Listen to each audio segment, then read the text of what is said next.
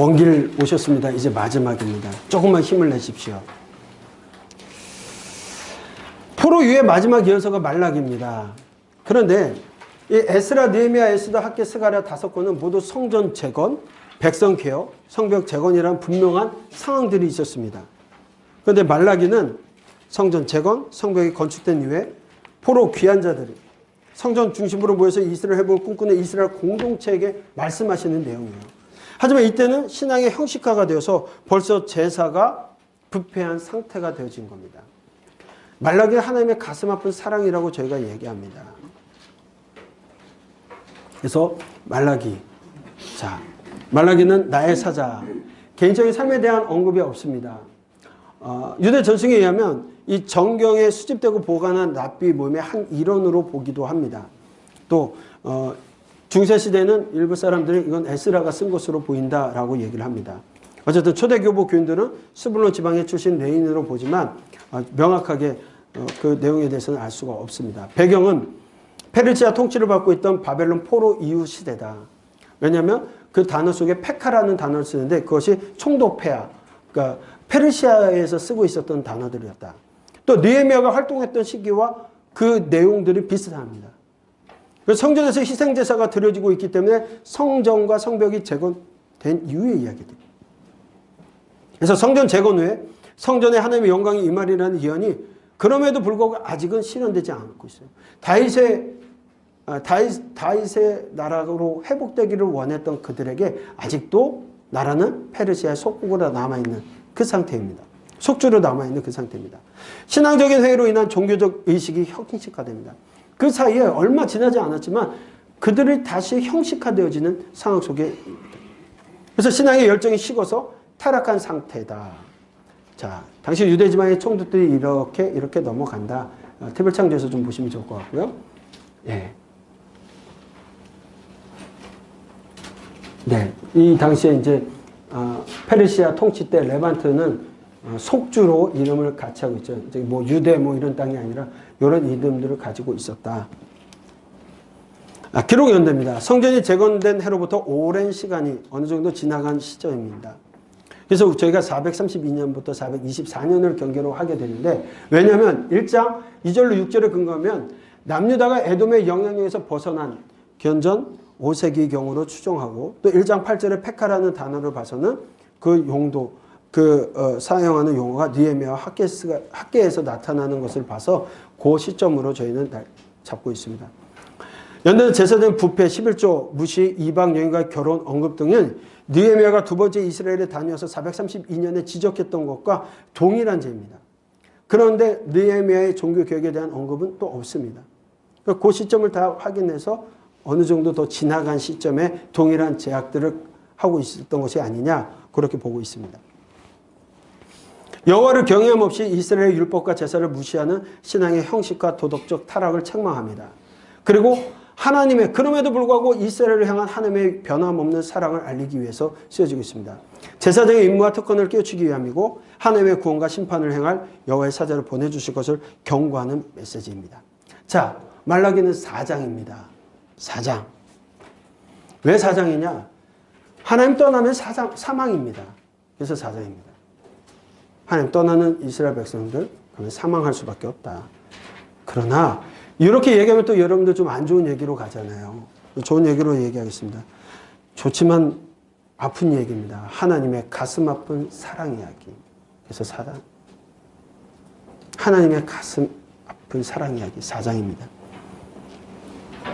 논쟁 형식의 주요 내용들이 제사장들, 백성들의 영적 타락에 관한 내용입니다. 그럼에도 불구하고 하나님이 변함없이 이스라엘을 향한 하나님의 사랑을 고백하시면서 이 예언을 하게 되어집니다. 이 형태를 우리가 이제 뭐 논쟁 형식으로 얘기하기도 합니다. 하나님과 이스라엘의 논쟁 형식으로 말라기에서 나타납니다. 그런데 이걸 논쟁이라고 할 수가 없는 것이 하나님의 한탄이 들어있는 이야기예요. 근데 이거는 여러분들 이 표현을 어떻게 써야 될지 몰라서 이렇게는 했지만 저희가 볼 때 이런 거예요. 논쟁이 아니라 하나님께서 이렇게 말씀하시는 거죠. 이제 비유가 좀 적절치는 않습니다만 얘기를 하는 거예요. 시어머니와 함께 살고 있는 며느리. 근데 이제 남편이 일을 하러 갔다 왔습니다. 그런데 이제 시어머니가 속상한 거예요. 며느리 때문에. 근데 며느리 앞에서 막 말을 해도 며느리가 막 대드는 거예요. 그랬더니 아들이 딱 오자마자 아들한테 예, 낮에 어떤 일이 있었는지 아니? 내가 이렇게 했더니 저것이 나한테 이러더라? 내 마음이 얼마나 아팠는지 몰라. 이렇게 얘기하는 것 같이 하나님께서 이스라엘의 행태를 말라기 선지자에게 그렇게 얘기하고 있다는 거예요. 좀 비유가 되는지 모르겠어요. 하나님의 한탄의 모습입니다. 그 모습이 어떻게 얘기되어지냐면 하나님께서 말씀하십니다. 내가 너희를 사랑했다 했더니 너희가 이렇게 말하더라. 주께서 어떻게 우리를 사랑하셨습니까? 아니 내가 너희를 사랑한다 했더니 여지껏 역사를 통해서 그 모습을 보여줬는데 주께서 어떻게 우리를 사랑했습니까? 내가 야곱을 사랑했고 에서는 미워하였으며 이 말은 오해하지 마십시오. 내가 야곱을 사랑했다. 너희들을 사랑했다라고 얘기를 하세요. 그들의 행위를 봐서 하나님이 사랑하셨다는 겁니다. 그런데 또 얘기합니다. 너희가 나를 멸시했다. 내가 아버지일진데 나를 공경함이 어디 있느냐. 내가 주인일진데 나를 두려움이 어디 있느냐. 너희들이 나를 하나님이라고 믿는다라면, 나를 왕이라고 믿는다라면, 나를 왕이라고 인정한다라면, 나를 아버지라고 인정한다라면 그 공경함이 어디 있느냐. 우리가 어떻게 주의 이름을 멸시했나이까. 너희가 여호와의 식탁은 경멸히 여길 것이라. 너희의 헌물을 받지 않겠다. 다시는 너희 헌물을 받지 않겠다 하니까 그들이 얘기합니다. 하나님 왜요? 뭐 때문에요? 어찌 됨입니까? 왜 안 받습니까? 너와 서역한 아내에게 거짓을 행함이라. 너희가 나를 괴롭게 하였다 말씀하시니까 우리가 어떻게 여호와를 괴롭혔습니까? 너희가 말하기를 악이 선하며 정의 하나님이 어디 계시냐 합니다. 하나님이 선하신 것이 아니라 악한 것이 선하다라고 얘기하고 하나님이 어디 계시냐라고 묻고 있다는 거예요. 내게로 돌아오지도 않고 내 것을 도둑질했다. 너희가 나의 규례를 떠나 지키지 아니하였도다. 내게 돌아오라. 그리하면 나도 너에게로 돌아가리라. 그렇게 말씀합니다. 연자를 통해서 얘기했던 것처럼 내가 너에게로 돌아가리라. 너가 먼저 돌아온다면 내가 돌아가겠다라고 얘기하셨는데 뭐라고 얘기합니까? 우리가 어떻게 돌아가야 합니까? 돌아가는 방법을 몰라서 그들이 그렇게 얘기하는 게 아니겠죠. 사람이 어찌 나의 것을 도둑질하느냐. 그러나 너희는 나의 것을 도둑질하느냐. 아니 하나님 우리가 어떻게 주의 것을 도둑질했습니까? 이는 곧 11조와 봉헌물이라. 너희가 나를 대적했다. 너희가 완악한 말로 나를 대적하였다. 우리가 무슨 말로 주를 대적하였습니까? 너희가 하나님을 섬기는 것이 헛되다라고 말하고 있다는 거예요. 하나님께서 마음이 몹시 상하셨어요. 느헤미야를 통해서 개혁하고 불과 10여 년이 지나간 그 시점에 그들의 모든 종교적 행위가 형식화되어지고 그 무슨 모습들이 다 하나님 보시기에 악한 모습으로 돌아섰을 때 하나님 그 말씀을 하시는 거예요. 그랬더니 그들을 자복하고 회개하고 돌이키는 것이 아니라 하나님 앞에 우리가 언제 그랬습니까? 하나님께서 이 말에 대해 너무나 답답하시고 너무나 속이 상하셔서 더 이상 말문을 닫으세요. 그것이 우리가 알고 있는 중간기, 침묵기라고 하는 하나님의 예언자, 하나님의 선지자들 보내지 않으세요. 그리고 이후에 하나님께서 친히 육신의 옷을 입고 이 땅에 오셨어요. 얼마나 속이 상하십니까? 내가 너희를 사랑했노라 했더니 어떻게 우리를 사랑하셨습니까? 그 마음에 그 말들에 하나님의 마음에 상처를 입고 하나님 문을 닫으셨다가 그래 내가 어떻게 너희를 사랑하냐고? 요한복음 3장 16절에 내가 너희를 이처럼 사랑한다. 내가 너희를 이처럼 사랑한다.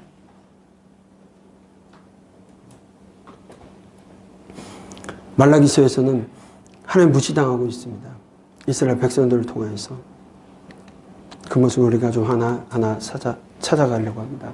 말라기 신명기 사상의 유사성이 있습니다. 여호와의 사랑, 아버지 아들과의 관계, 여호와의 이름, 유일신관, 11조 그리고 레인에 대한 위상을 강조하고 있는 것들이 사실 돌아온 포로 이후에게는 신명기 사관이 아니라 역대사관을 얘기하고 있지만 결국 역대사관은 무엇이냐면 신명기 사관에서 이미 그들이 고난을 당하고 돌아왔기 때문에 용서를 강조하고 있는 것이 신명기사관입니다.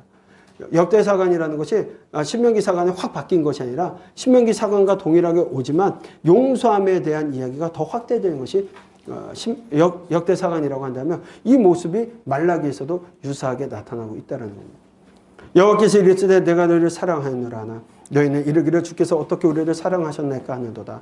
나 여호와가 말하노라 에서는 야곱의 형이 아니냐. 그러나 내가 야곱을 사랑하였고 에서는 미워하였으며 그의 산들을 황폐하게 하였고 그의 산업을 광야의 이리들에게 넘겨주었다라고 말씀하고 있어요. 네. 여러분 이 말씀 하나님께서 사랑을 증명하기 위해서 에서의 후예인 에돔을 예로 드시는 겁니다. 에돔은 기원전 586년 바벨론의 느부갓네살에서 예루살렘 성전을 파괴하는 전쟁에 참여했습니다.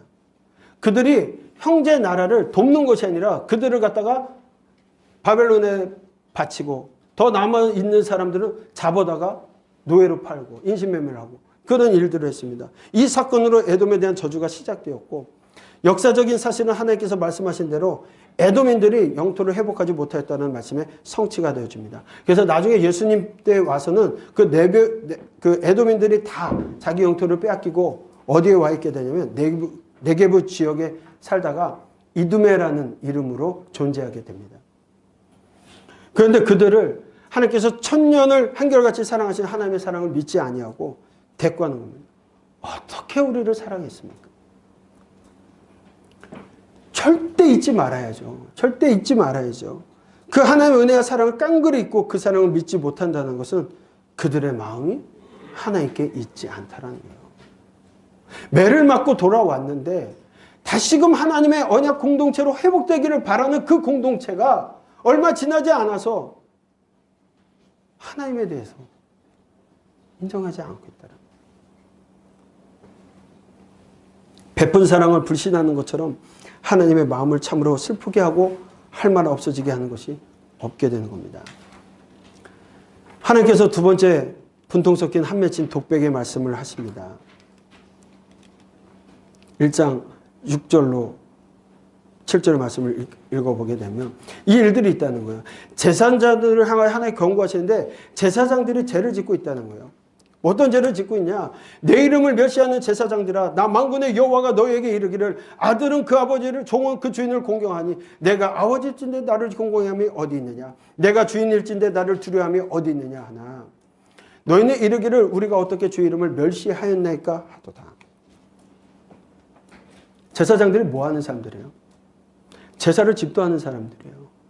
그런데 그들이 뭘 하고 있냐면 하나님 앞에 더러운 떡을 나의 제단에 드리고 있다라고 얘기하는 거예요. 하나님의 주를 더럽히고 있다는 겁니다. 그들이 뭐 하고 있냐? 백성들의 율법을 어기고 더러운 떡과 눈멀고 병들고 흠 있는 희생제물을 가져와도 제사장들이 이를 묵인하고 있다는 거예요. 하나님 앞에 거룩하게 드려야 될 제사장들이 백성들이 잘못하는데 지적하는 것이 아니라 그것을 묵인하는 겁니다. 왜 묵인했을까요? 자기들에게 유익이 돌아오는 것들이 있었기 때문이죠. 하나님께서 이것을 너희 총독들에게 한번 드려봐라. 총독이라는 그 사람들이 기쁘게 받겠냐라고 다시 반문하십니다. 사람인 최고의 존경을 받는 사람이라고 했을 때 총독이라고 한다면 지도자라고 한다면 그들에게도 주어도 기뻐하지 않을 그것을 하나님께 드리고 있는 거예요. 하나님께.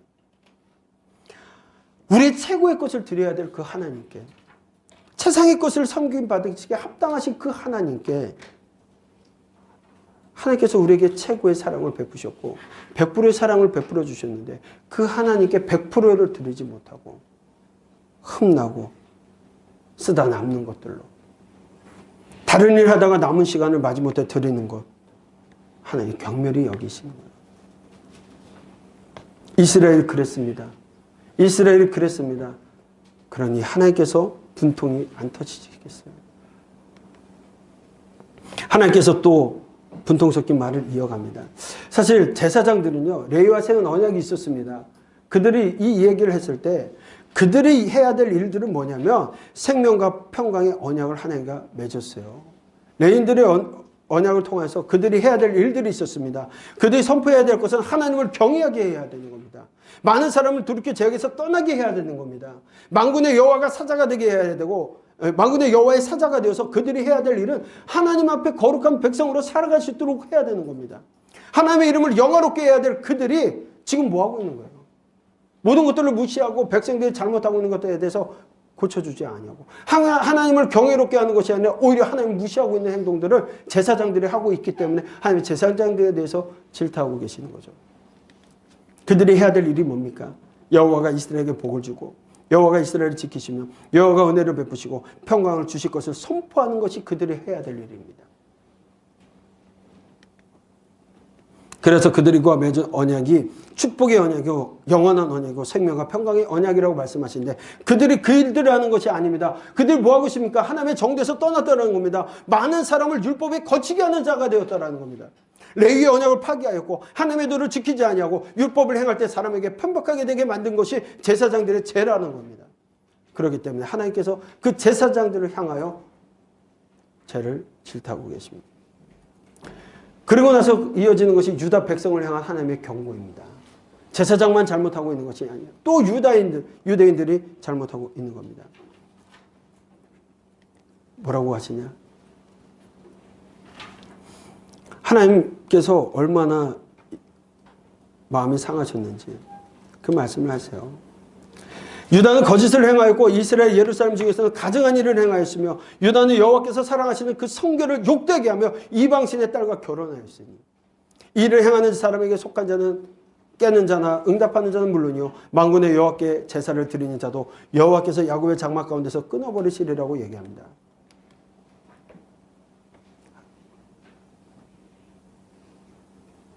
하나님을 경하지도 않고 하나님을 사랑하는 마음도 없이 흠 있는 제물로 드리면서 우리를 불쌍히 여겨주십시오. 우리의 기도를 들어주십시오 하는 그 제사를 하나님께서 받으시겠냐는 거예요. 이렇게 내 재단에 헛된 제물을 드리려면 차라리 성전문을 닫을 자가 있으면 좋겠다고 말씀하세요. 하나님 얼마나 아까 마음이 상하셨냐면 그들이 그렇게 드리는 것을 제사장들이 묵인할 때 하나님 차라리 원수가 와가지고 이 성전문을 닫았으면 좋겠다라고 말씀하세요.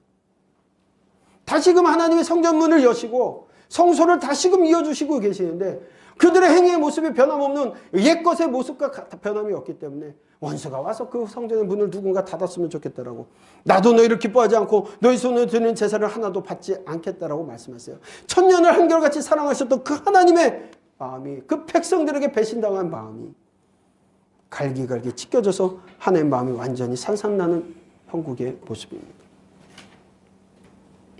그래서 하나님께서 또 때가 되면 여호와를 경외하는 이방 민족 중에서 그 이름을 높임 받으실 것이라고 각처의 여호와 이름을 위하여 분향하며 깨끗한 제물을 드림으로 이방 민족 중에 내 이름이 크게 될 것이라고 말씀하고 계시는 거예요. 이스라엘 너희들이 못할지라도 만국에 가서는 예수 그리스도를 통하여서 열방이 이방 민족들이 하나님의 이름을 크게 높이는 일들이 있게 될 것을 말씀하고 있습니다.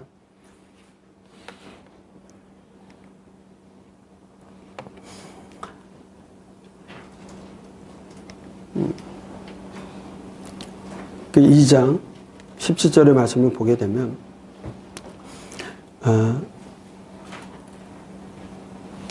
2장 앞에 잠깐 다시 보겠습니다. 11절로 13절 보게 되면 하나님께서 유다 백성을 향한 하나님의 경고가 시작됩니다. 먼저 백성들이 여호와의 언약의 말씀을 깨뜨리고 욕되게 한 일을 책망하고 계십니다. 이스라엘 백성은 하나님 앞에 언약을 맺은 형제였고 그런 일들을 언약을 맺었음에도 불구하고 그들이 언약을 깨뜨리며 잘못한 형제에게 거짓을 행하고 가증한 일을 행하고 이방의 딸과 결혼한 것들이 문제가 되었다라고 얘기합니다. 이 일을 행하는 자에게 속한 자는 다 그렇게 끊어버리시겠다라고 얘기하는데 하나님께서 이 이방인과의 결혼은 지속적으로 금지하셨던 명령이었습니다. 그런데 이 일들이 백성들이 지금도 행하고 있다라는 거예요. 그러면서 그 백성들이 어려서 맞이한 아내에게 거짓을 행함으로 결혼계약을 깨뜨리고 있습니다. 이혼을 하고 학대를 하는 거예요. 거기에 더 나가서 이혼도 하고 학대도 하고 하나님께서 결혼의 증인이심에도 불구하고 백성들은 하나님을 배신하고 무시하고 자기의 욕망에 따라서 자기의 이익에 따라서 자꾸만 이혼하고 결혼하고 있는 일들을 반복하고 있다는 거예요. 당시 포로 귀한 공동체가 어떤 일을 하고 있었습니까? 좀 안정된 생활을 위해서 이방인과 결혼하고 경제적, 정치적, 사회적 상승의 길을 엿보았다고 했습니다. 그것을 깨뜨렸습니다. 에스라가 그랬고 느헤미야가 그랬습니다. 그런데 그 일을 여전히 그들이 버리지 않고 하고 있다는 겁니다. 그러면서 그들이 하는 말이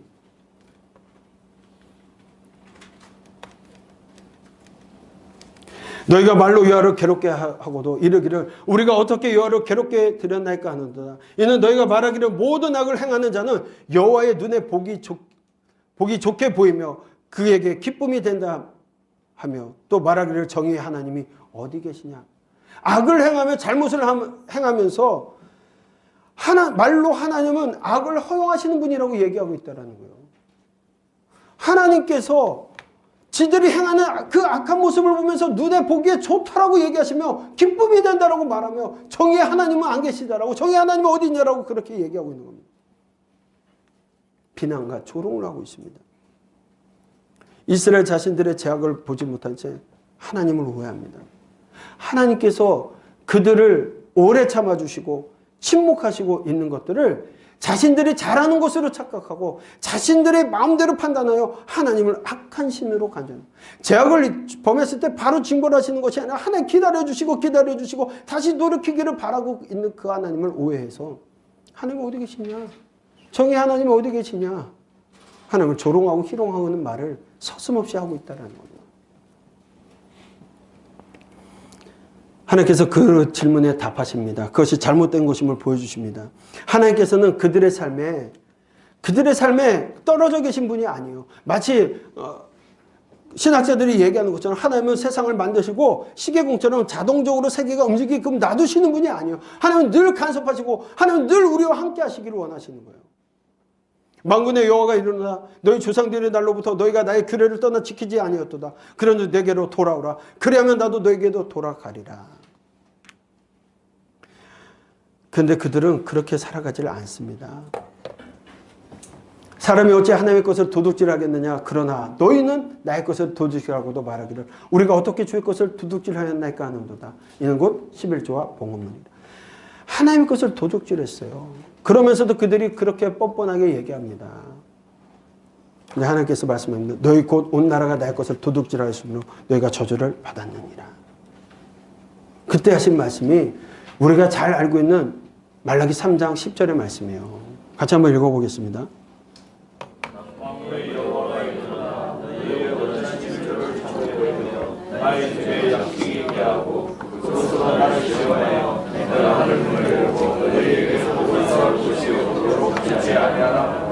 지금 말라기의 예언은, 말라기의 선포는 경고의 말씀이고 심판의 말씀이에요.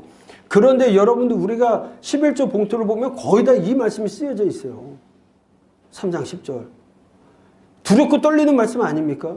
하나님께서 지금 하나님의 것을 도둑질한다고 얘기하면서 이 비유로 말씀하시면서 질타하시면서 말씀하는 가운데 10절에 이 말씀을 하시는 거예요. 만군의 여호와가 이르노라 너희가 온전한 11절 창고에 들여 나의 집에 양식이 있게 하고 그곳으로 나를 시험하여 내가 하늘문을 열고 너에게 복을 쌓을 곳이 없도록 붙지 아니하는가 보라. 지금 그들이 잘하고 있습니까?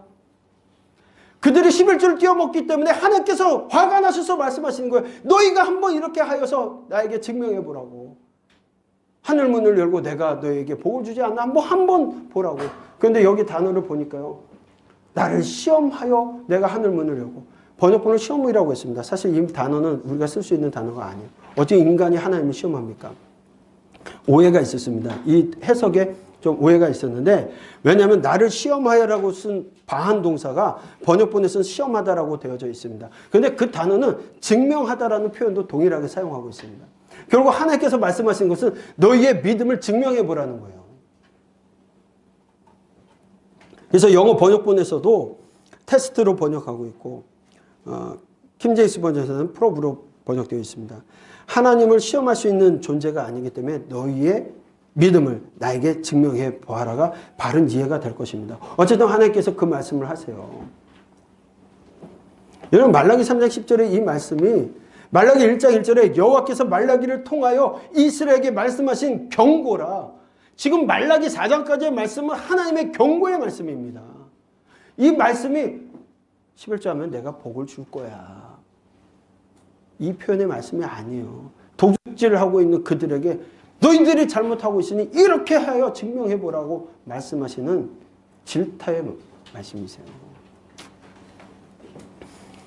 제가 이 말을 딱 하고 나면요. 듣는 사람들은 듣고 싶은 대로 들어요. 아, 그러면 11조 하지 말라는 얘기구나. 아니죠. 11조는 해도 되고 안 해도 되는 게 아니죠. 하나님의 명령입니다. 아브라함이 멜기세덱에 바친 11조 근원이 있고요. 야곱의 11조의 약속도 있었고, 제사법조에 나오는 11조, 신명기에서의 11조, 말라기에서 나타난 11조, 복음서에 언급된 11조, 히브리에 언급된 11조, 뭐 이런 이야기들이 다 11조를 해야 되는 거예요. 왜? 하나님의 명령이기 때문에. 그건 10의 2조, 10의 3조가 있는 게 아닙니다. 하나님 앞에 모든 걸 다 드릴 수 있죠. 10의 10이 다 하나님의 것이죠. 맞다고 얘기하지 않습니까? 그런데 11조라는 것은 하나님께서 하나님의 언약이에요. 하나님의 주권을 인정하는 것으로서 11조를 얘기하는 겁니다.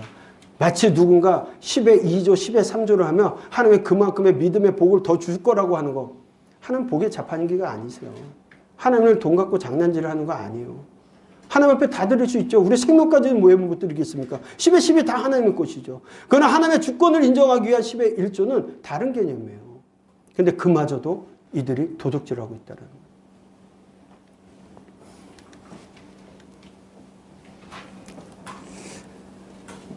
그러면서 유다 백성들이 교만하여 완악한 말로 하나님을 대적하는 자를 향한 경고의 말씀을 합니다. 여호와가 이르노라 너희가 완악한 말로 나를 대적하고도 이러기를 우리가 무슨 말로 주를 대적하였나이까 그렇게 얘기합니다. 이는 너희가 말하기를 하나님을 섬기는 것이 헛되니 만군의 여호와 앞에서 그 명령을 지키며 슬프게 행하는 것이 무엇이 유익하여. 지금 우리는 교만한 자가 복되다 하며 악을 행하는 자가 번성하여 하나님을 시험하는 자가 화를 면한다 하노라 하니라. 하나님께서 이 말을 들으면서 어떤 마음이 드셨을까요? 그럼에도 불구하고 하나님께서는 다시 패역한 백성 중에 여호와를 경외하는 자를 향한 사랑을 나타내 보이십니다. 우리 말라기 3장 16절로 18절 말씀을 같이 읽겠습니다.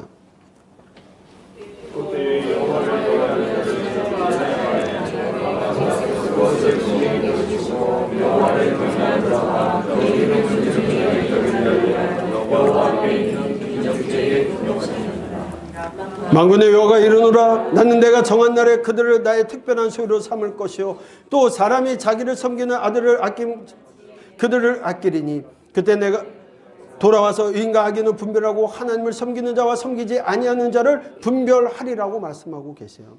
하나님께서 마태복음 25장의 염소와 양의 비유와 같이 영생과 징벌에 대하여 말씀하고 계시는 겁니다. 그리고 마지막 4장에서 유다를 향한 심판과 회복의 약속을 주셔요. 여호와께서 정하신 날이 있다는 겁니다. 4장은 하나님께서 하나님의 사랑에 대해 백성을 모른다 하고 자신들의 잘못을 깨닫지 못함에도 불구하고 하나님 그 가슴 아픈 시린 마음을 가지시고 다시 한번 그들을 심판하지만 회복에 대한 약속을 또 주신 모습으로 마무리합니다. 여호와의 날이 이르면 악인들은 강력한 용광로와 같은 하나님의 심판과 분노의 불에 태워지게 될 겁니다. 그러나 하나님을 경외하는 자들은 놀라운 은혜를 체험하고 외양간에서 나온 송아지같이 뛰게 될 것이라고 얘기합니다. 내 이름을 경외하는 너희에게는 공의로운 해가 떠올라서 치료하는 강선을 비추리니 너희가 나가서 외양간에서 나온 송아지같이 뛰리라. 또 너희가 악인을 밟을 것이니 그들이 내가 정한 날에 너희 발바닥 밑에 재와 같으리라. 만군의 여호와의 말이니라. 이렇게 말씀하고 있어요. 여러분들 그런데 이곳에서 좀 우리가 오해하고 있는 것이 보면 4장 2절에 치료하는 강선에 대한 이야기가 없습니다. 이 다른 번역본들을 보게 되면 뭐라고 표현되어 있습니까? 치료의 강선이라는 표현이 없고 날개들이라는 의미를 가지고 있어요. 날개들. 다시 얘기한다면 이 빛을 발한다. 이 빛을 발한다는 의미가 아니라 하나님께서 자신의 백성들을 감싸안고 그 날개로 감싸안고 보호하신다는 의미. 하나님의 보호하심과 회복하시는 의미를 보여주고 있습니다. 때문에 뒤에서 나오는 말들은 4장 6절 말씀 속에도 이와 같은 맥락이 표현됩니다. 치료의 강선은 누구에서 나오는 것이 아니라 하나님 자신의 백성을 회복시킬 것에 대한 표현입니다. 그것이 예수 그리스도를 통해서 이루어지게 될 거라는 것을 얘기하고 계십니다. 이 율법을 기억하라고 지키라고 말씀하시는 그 하나님의 말씀 속에 심판이 곧 이스라엘에게 임하기 때문입니다. 그러나 이 심판이 백성들에게 임하지 않길 바라는 마음에서 한 이 말씀을 하세요. 여러분 말라기에 언급된 이스라엘 제약들을 한번 보십시오. 주의 이름을 욕되게 하는 자들이었습니다. 주의 제사를 경멸하는 자들이었습니다. 주의 명령을 마음에 두지 않는 자들이었습니다. 거짓을 행하는 자들이었습니다. 가증한 일을 행하는 자였습니다. 성결을 육되게 하는 자였습니다. 점치는 자였고 간음하는 자들이었습니다. 거짓 맹세하는 자들이었고 품꾼싸게 대해 억울하게 하는 자고 가부와 과를 압제하는 자들이었고 나그네를 억울하게 하는 자들이었고 주를 경외하지 않는 자들이었고 주의 것을 도둑질하는 자고 완악한 말로 주를 대적하는 자고 교만한 자들이 바로 누구냐? 다시금 하나님의 나라를 이루어 가겠다라고 모여있는 언약 공동체, 예배 공동체 그들이었다라는 거예요. 세상 속에 있는 예수님을 믿지 않고 하나님을 믿지 않는 그 사람들이 아니라 하나님을 믿겠다라고 하나님의 언약 백성을 살겠다라고 하는 그들의 모습이 이 모습이었다는 겁니다. 하나님께서 4장 4절에 말씀합니다. 너희는 내가 호렙에서 온 이스라엘을 위하여 내 종 모세에게 명령한 법 곧 율례와 법도를 기억하라. 보라 여호와의 크고 두려운 날이 이르기 전에 내가 선지자 엘리야를 너에게 보내리니 그가 아버지의 마음을 자녀에게로 돌이키게 하고 자녀들의 마음을 그들의 아버지에게도 돌이키게 하리라. 돌이키지 아니하면 두렵건대 내가 와서 저주로 그 땅을 칠까 하노라. 이렇게 말씀하시지만 그들이 돌이켜서 다시금 하나님을 따르고 믿는 자들, 여호와의 심판이 임하기 전에 선지자 엘리야를 보내서 아버지의 마음을 자녀에게 돌이키게 하고 자녀들의 마음을 그들의 아버지에게로 돌이키게 할 것이라고 말씀합니다. 왜냐? 돌이키지 않으면 두렵건대 하나님께서 또 그들을 심판할까 하시는 걱정된 마음으로 말라기의 마지막을 장식하고 있다는 거예요.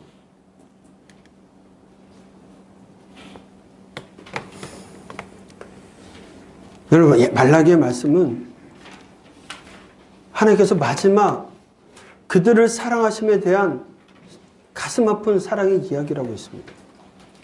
하나님께서 그들에게 말씀하셨던 거예요.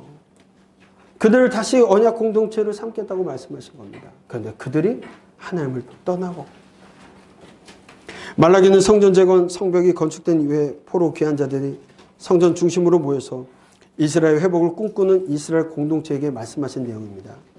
택한 백성들은 성전 건축 이후에도 이스라엘의 재건과 회복이 이루어지지 않은 상태에서 신앙은 형식화되고 회의주의에 빠짐으로 율법과 제사를 무시하고 성의 없는 재물, 도덕적 타락의 부패 상황에 처해져 있습니다. 말라기는 하나님의 분통 터지는 마음을 담아서 6개의 논쟁 형식으로 구성됩니다. 먼저는 하나님의 사랑을 의심하고 불신하는 백성들에게 내가 야곱을 택하여 에서를 버렸더라고 말씀합니다. 그리고 제사장과 백성들의 죄를 책망하면서 동시에 하나님께 돌아오라고 권면합니다. 특히 하나님을 경외하고 백성들에게 율법을 지키고 가르쳐야 될 여호와의 사자인 제사장들이 죄를 책망하면서 레위와 맺은 생명과 평강의 언약을 지켜서 여호와를 경외하고 여호와의 율법을 항상 구하도록 일깨워 주십니다. 그리고 백성들의 형제를 향하여 거짓을 행함과 가증한 일, 이방 여인과 결혼한 일, 그리고 이혼한 일들을 책망하면서 거짓을 행치 말 것을 권고합니다. 그리고 하나님을 향한 불신과 말씀에 대한 불순종뿐만 아니라 하나님의 존재 자체를 아예 무시하는 말로 여호와를 괴롭게 한 죄를 지적하면서 심판하러 임하실 것을 경고합니다. 그리고 온전한 11조와 헌물을 드리지 않는 백성들을 책망하면서 온전한 11조를 드리도록 권면합니다. 하나님 섬기는 일이 귀찮다고 할 정도로 더 완악한 말로 하나님을 대적하는 교만한 자들을 향하여 하나님께서는 선악간에 심판하실 것을 말씀합니다. 여호와를 경외하는 자들과 그 이름을 존중하는 여기는 자는 하나님 앞에 기념책이 기록될 것이지만 교만한 자와 악을 행하는 자는 여호와의 날 용광로 같은 불같은 심판날에 뿌리와 가지가 하나도 남기지 않을 정도로 심판받을 것을 말씀하고 계십니다. 그러므로 여호와 하나님께서 호렙에서 맺어주셨던 모세의 율법을 기억하고 지켜 행하라고 말씀합니다. 마지막으로 심판의 날이 이르기 전에 선지자 엘리야를 보내셔서 자녀의 마음을 돌이키겠지만 돌이키지 아니하면 심판의 주께서 오셔서 하나님의 자녀를 저주로 멸망받을까 염려하는 그 하나님의 사랑의 말씀이 말라기서 그렇게 맞춰지고 있습니다.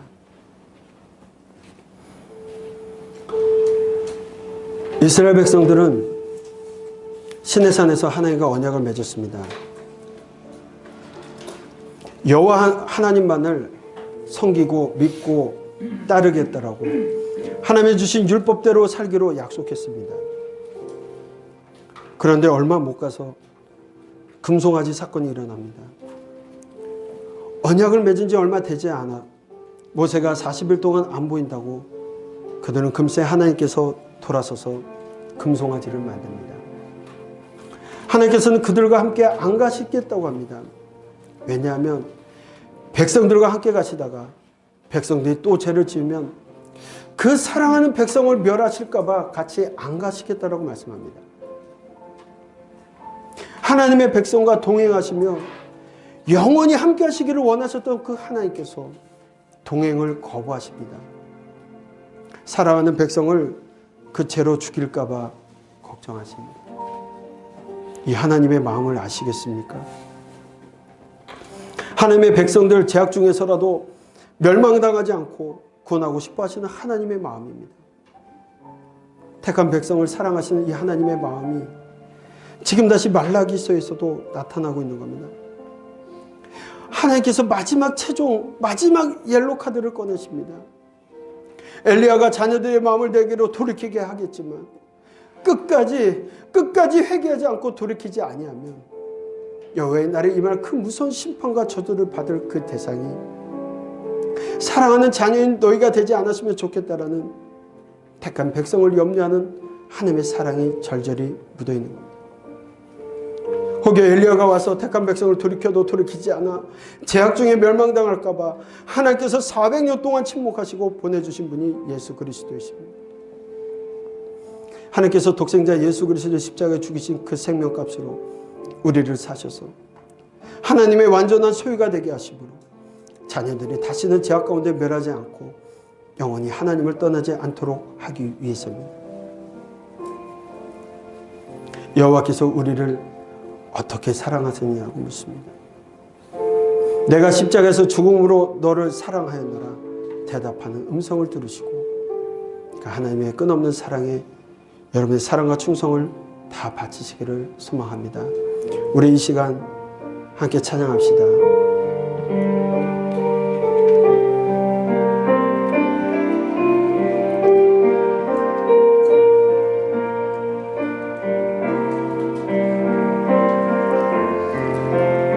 하나님을 높여드립니다. 아니신 나의 하나님, 내가 주를 높이고 영원히 주의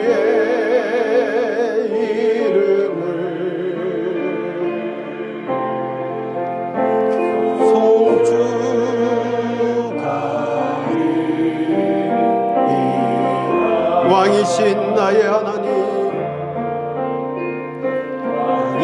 왕이신 나의 하나님,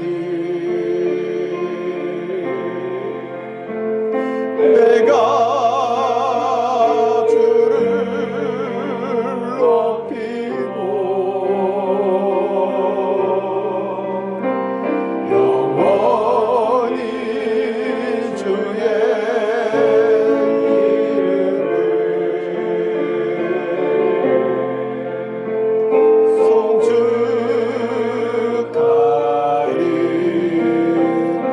다시 한번 고백합시다. 왕이신 나의 하나님, 왕이신 나의 하나님,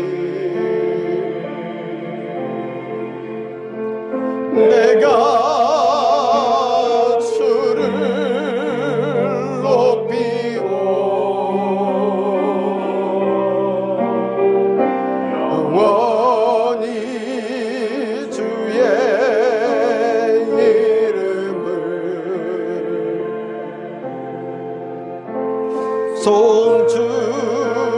송축하리. 하나님이 이스라엘 백성들을 사랑하셨습니다. 왕이신 하나님을 보여주셨습니다. 그런데 그들은 왕이신 하나님을 인정하지 아니하고 왕이 없음으로 자기 소견에 오른 대로 행했다고 합니다. 오늘도 하나님 물으십니다. 내가 너희를 사랑했노라. 하나님 우리를 사랑하셨습니다. 왕이신 그 하나님이 우리를 사랑하셨습니다. 우리의 사역을 통하여, 우리의 사명을 통하여 왕이신 하나님을 나타내기를 원합니다. 그러나 우리의 모습 속에 하나님을 왕으로 인정하지 아니하고 내가 왕이 되고 내가 주인공이 되고 나를 드러내려고 하는 것은 없었는지 이 시간 자복하며 회개하며 하나님 앞에 인정받는 귀한 시간 되기를 소망합니다. 통성으로 기도하겠습니다. 하나님 아버지여, 왕이신 나의 하나님을 인정합니다. 아버지 우리를 불쌍히 여겨주시옵소서. 하나님 심판받을 백성들을 향하여 해가나 엘리야가 왔을 때 그들이 돌이키지 않으면 그들을 용서받지 못하는 심판의 도구로 사용되기 때문에 하나님 그렇게 말씀하시는데 우리들의 사명이, 우리들의 소명이 왕이신 하나님을 드러내는 삶이 되어질 수 있도록 인도하여 주시옵소서. 하나님 그렇게 살아가기를 소망합니다. 우리의 사명이, 우리의 소명이, 우리의 사역이 하나님 왕이심을 선포하는 사역되게 하여 주시옵소서. 이사야를 통해서 말씀하셨던 그 하나님, 아버지 하나님의 그 사랑의 마음, 내가 누구를 못 잊고 말씀하셨던 그 하나님의 마음이 아버지 하나님 우리가 여기 싸우니 나를 사용하여 주시옵소서. 왕이신 하나님을 고백하며 왕이신 하나님을 드러내는 귀한 사역이 되게 도와주시옵소서. 하나님 그렇게 사용되기를 소망합니다. 아버지여, 아버지여,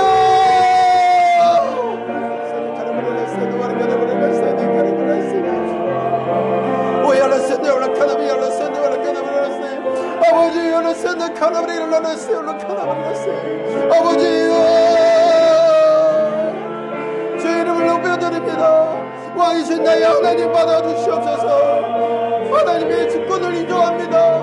하나님의 주권을 인정합니다. 하나님 높이 받아주시옵소서. 왕이신 나의 하나님을 높여드리는 저희들의 삶이 되어줄 수 있도록, 우리들의 사역이 되어줄 수 있도록 하나님 역사하여 주시옵소서. 그 하나님의 마음을 시원케 하는 마중물과 같은 삶이 되어줄 수 있도록 아버지 우리들을 사용하여 주시옵소서. 우리들의 소명이 여기 있습니다. 우리가 무엇을 하든지, 우리가 어떤 일을 하든지 우리의 사명 가운데 안에 그 일들을 행해 나갈 수 있는 귀한 사명이 되어줄 수 있도록 역사하여 주시옵소서. 아버지여, 아버지여, 오 할렐루야, 우리 일어났습니다. 우리 일어났습니다.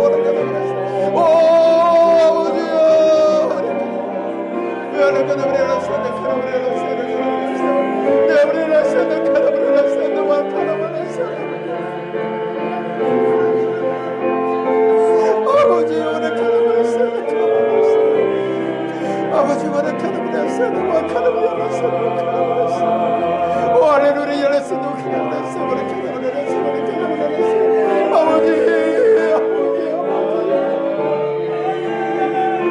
내가 너희를 사랑한다고 그러니까 어떻게 우리를 사랑했냐고 그 배신감이 하나님 지는 것이니까 하나님 우리의 마음에 새겨지게 하여 주시옵소서. 하나님 사랑한다, 사랑한다, 사랑한다. 하나님 사랑합니다. 고백하는 저들의 삶을 너의 삶으로 그렇게 나타내 주실 수 있도록 인도하여 주시옵소서.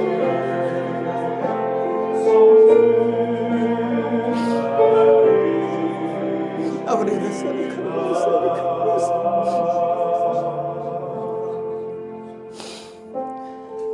하나님 사랑합니다. 하나님께서 우리를 100% 사랑하여 주셨습니다. 하나님 우리와 동행동거하기를 원하시는데, 하나님 우리와 함께하기를 원하시는데 하나님의 주권을 인정하지 못하고 하나님의 영광을 가로챈 것이 우리는 아닌지 하나님 우리를 불쌍히 여겨 주시옵소서. 하나님께서 우리에게 사명을 주시고 소명을 주셨습니다. 그 하나님을 나타내며 왕이신 하나님을 선포하라고 우리를 세워주셨습니다. 하나님 우리에게 맡겨준 양들, 하나님의 그 귀한 양들, 행여 마지막 때 하나님 심판받는 자리에 있는 것이 아니라 하나님을 영화롭게 하며 하나님의 주권을 인정하는 자리에 함께 있게 하여 주시옵소서. 우리들이 그렇게 사용되기를 소망합니다. 하나님 부족한 저희들을 사용하여 주셔서 하나님의 주권을 인정하게 하여 주시고 이 세상에 하나님의 왕이심을 선포하는 사명을 감당하게 도와주시옵소서. 하나님, 우리가 여기 있습니다. 우리를 사용하여 주시옵소서. 이사야의 고백이 우리의 고백이 되게 하여 주시고, 하나님의 사랑을 100% 받아들이고 그 사랑을 보답하여 드리는 100%의 사랑을 하나님께 드리는 저희들 되게 도와주시옵소서. 그리 살아가게 도와주시옵소서. 감사드립니다. 예수님의 이름으로 기도합니다.